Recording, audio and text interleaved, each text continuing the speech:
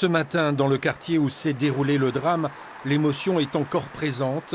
Un quartier sous le choc également, en raison de la violence des faits.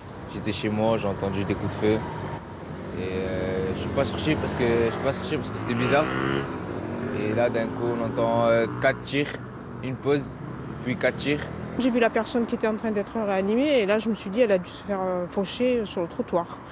C'est tout. Après, Je ne pensais pas que ça puisse être aussi violent. Non, je l'ai appris après. Hier soir, vers 18 h, dans ce quartier plutôt paisible de Nice, une femme de 24 ans avec son bébé à bord d'une voiture a été tuée à bout portant par un homme en scooter. Un scénario terrible que les riverains ont découvert ce matin. C'est choquant, franchement c'est très émotif, surtout pour quand on sait ce qui s'est passé. C'est quand même grave, c'est triste, surtout pour le petit, puis pour elle, quoi. Je veux dire, c'est vraiment triste.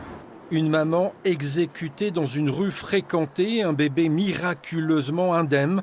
Le scénario de ce drame ne laisse personne indifférent. Nous ne pouvons que, avec le maire de Nice, être attentifs comme le sont les services de l'État à l'égard de cette petite fille qui a moins d'1 an, qui est une miraculée et que nous allons devoir, tous et toutes, accompagner à la hauteur et prendre en charge. C'est donc toute une ville qui est sous le choc au lendemain de ce terrible meurtre.